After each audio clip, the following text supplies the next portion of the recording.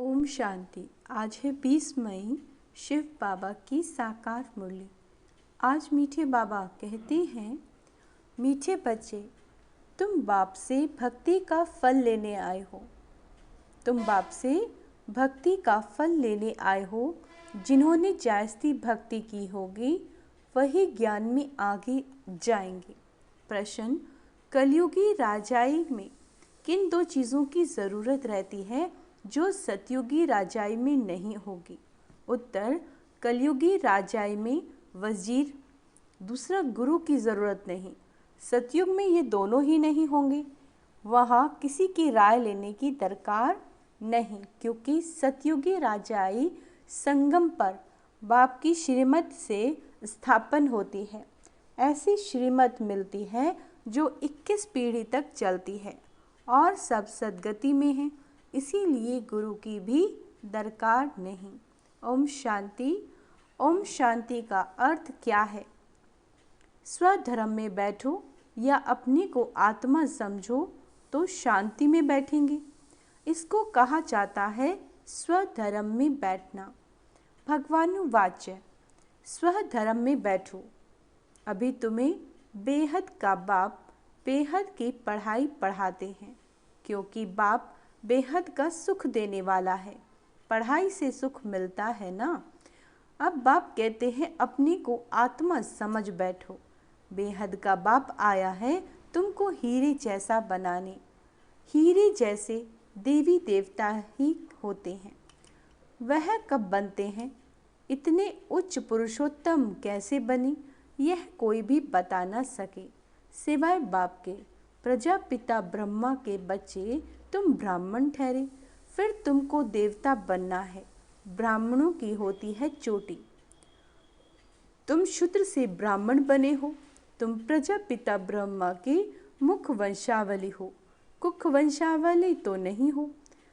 कलयुगी सब हैं कुख वंशावली। साधु संत ऋषि मुनि आदि सब द्वापर से लेकर कुख वंशावली बने। अभी सिर्फ तुम प्रजापिता ब्रह्मा कुमार कुमारियाँ ही मुख वंशावली बने हो।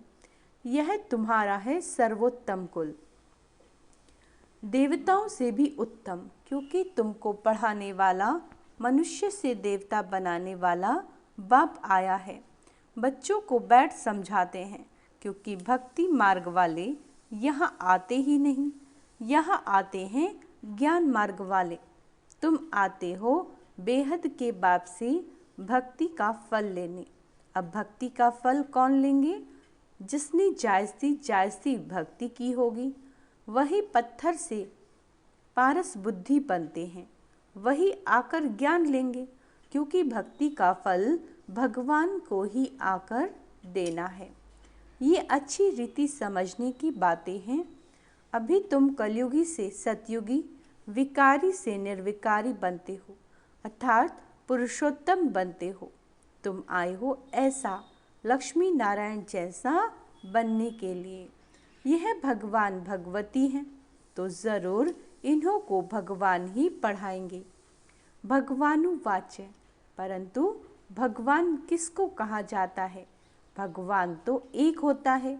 भगवान कोई सैकड़ों हजार नहीं होते, मिट्टी पत्थर में नहीं होते। बाप को न जानने के कारण भारत कितना कंगाल बन पड़ा है। अब बच्चे जानते हैं भारत में इसकी लक्ष्मी नारायण की राजधानी थी। इन्हों के बाल बच्चे आदि जो भी थे राजधानी के मालिक थे। तुम यहाँ आए ही हो राजधानी के मालिक बनने के लिए।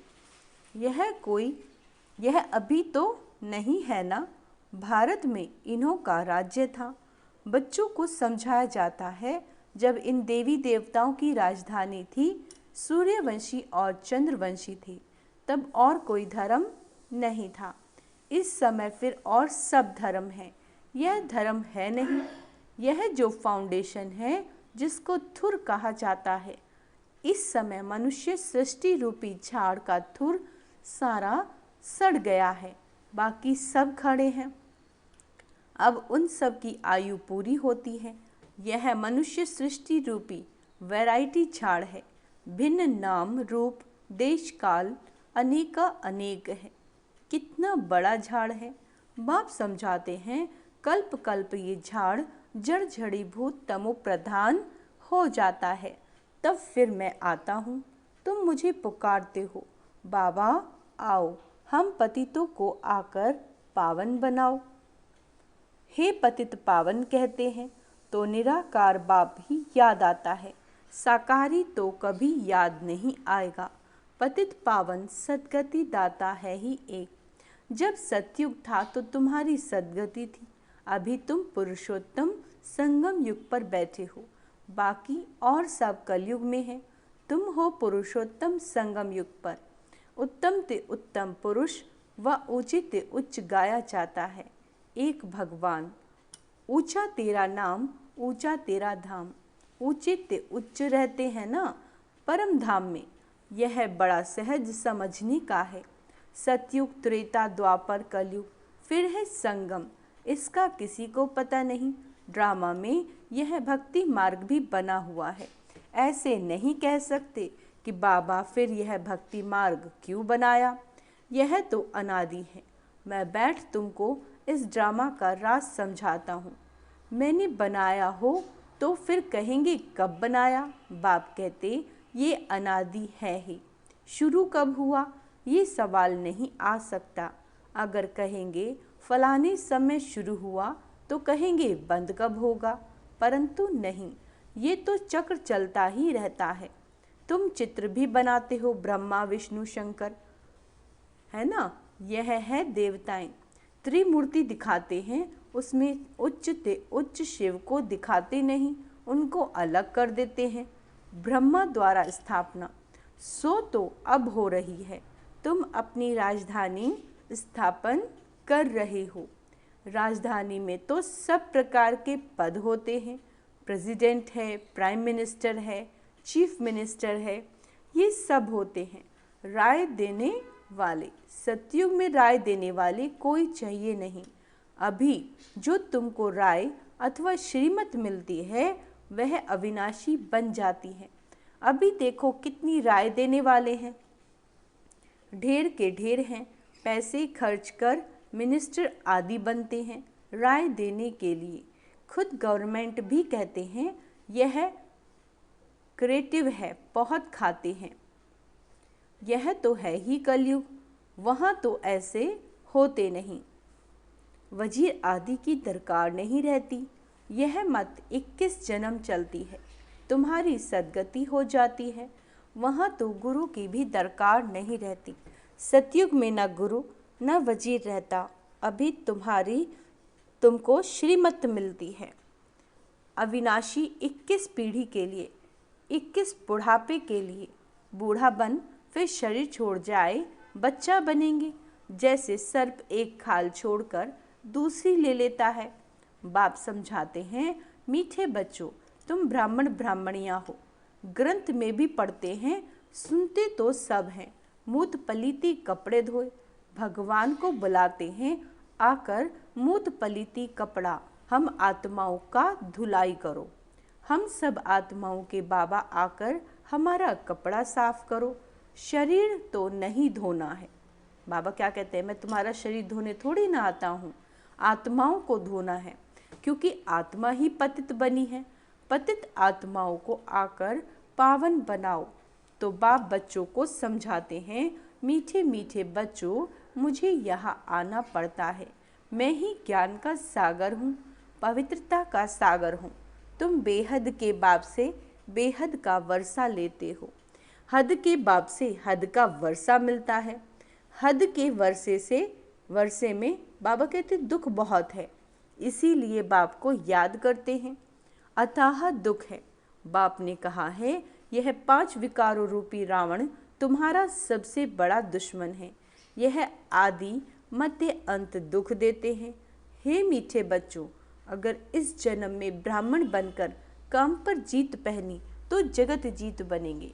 क्या कह रहे हैं बाबा, अगर इस जन्म में ब्राह्मण बनकर काम विकार पर जीत पहनी तो तुम क्या बन जाओगे, जगत जीत बन जाओगे। तुम पवित्रता धारण करते हो देवता बनने के लिए। तुम आए हो आदि सनातन देवी देवता धर्म की स्थापना करने। यह है पुरुषोत्तम संगम युग। इसमें पुरुषार्थ कर पावन बनना है। कल्प पहले जितने पावन बने थे सूर्यवंशी चंद्रवंशी घराने के, वह ज़रूर बनेंगे। टाइम तो लगता है ना। बाप युक्ति बहुत सहज बताते हैं। अब बाप के बच्चे तो बने हो, यहाँ तुम किसके पास आए हो? बाबा पूछ रहे हैं, बताओ तुम यहाँ किसके पास आए हो? वह तो है निराकार, उसने इस शरीर का लोन लिया है, ब्रह्मा का। वह खुद बताते हैं, यह है बहुत जन्मों के अंत के भी अंत का जन्म, तो यह हुआ सबसे जायज़ी पुराना तन। बाबा कहते, मैं आता ही हूँ पुरानी रावण की असुरी दुनिया में। कब आते हैं बाबा? रावण की पुरानी असुरी दुनिया में, और फिर उनके शरीर में आते हैं जो अपने जन्मों को नहीं जानते। यह है बहुत जन्मों के अंत का जन्म। जबकि इनकी भी वानप्रस्थ अवस्था है, तब मैं प्रवेश करता हूँ। गुरु भी हमेशा वानप्रस्थ अवस्था में किया जाता है। कहते हैं ना, 60 तो लगी लाठ। क्या कहते हैं? 60 तो लगी लाठ। घर में रहेंगे तो बच्चों की लाठ लगेगी, इसीलिए भागो घर से। बच्चे ऐसे होते हैं जो बाप को लाठी मारने में भी देरी नहीं करते। कहेंगे कहाँ मरे तो धन हमको मिले। क्या कहते हैं बच्चे? कि ये कहीं मरे तो धन हमको मिले। वानप्रस्थियों के बहुत सत्संग होते हैं। तुम जानते हो, सर्व का सद्गति दाता एक है, वह संगम युग पर ही आते हैं। सतयुग में जब तुम सद्गति पाते हो तो बाकी सब शांति धाम में रहते हैं।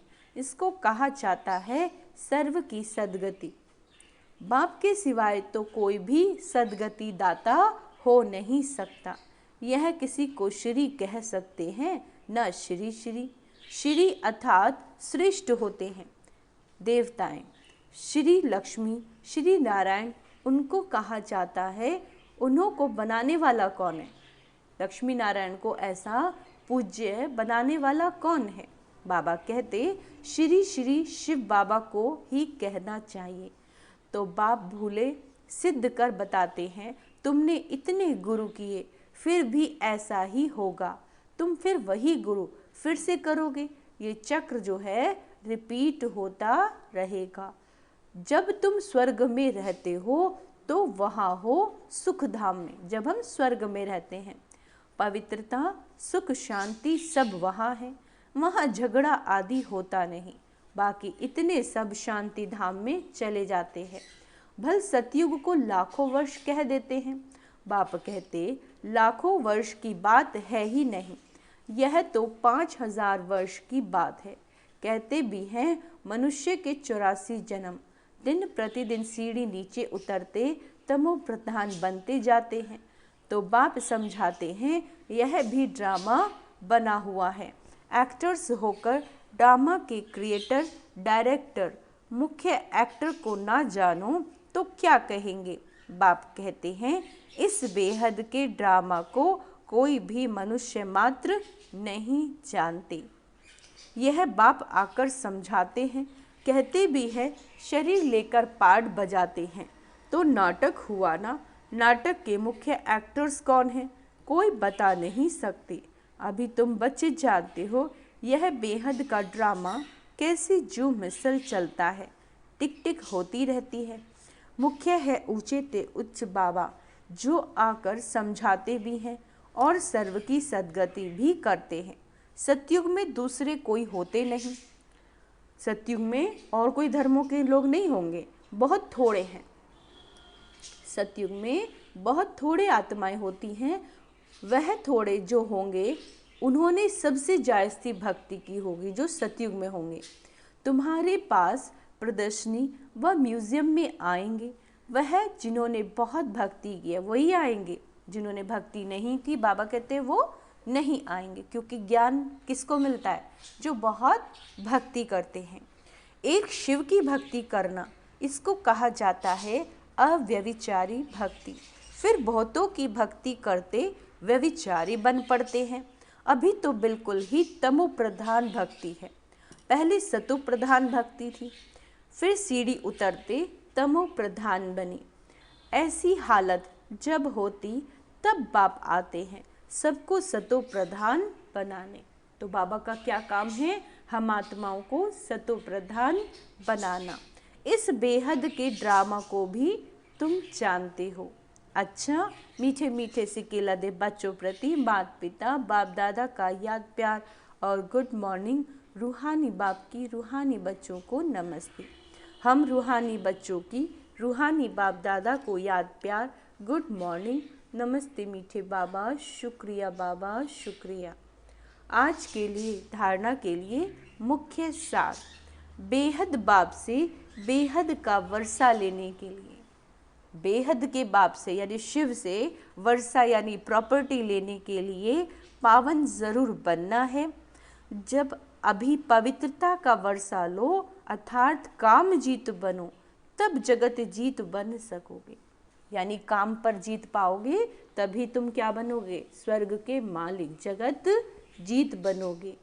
दूसरा पॉइंट है, बेहद बाप से पढ़ाई पढ़कर स्वयं को कौड़ी से हीरे जैसा बनाना है।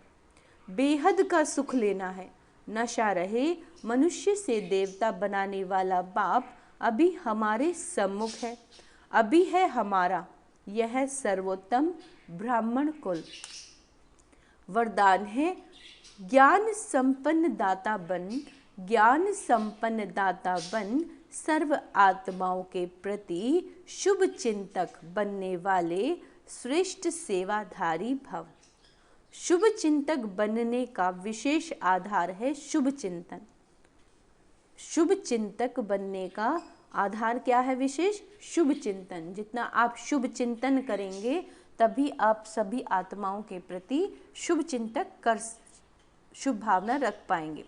जो व्यर्थ चिंतन व परचिंतन करते हैं वह शुभ चिंतक नहीं बन सकते। शुभ चिंतक मणियों के पास शुभ चिंतन का शक्तिशाली खजाना सदा भरपूर होगा। भरपूरता के कारण ही औरों के प्रति शुभ चिंतक बन सकते हैं।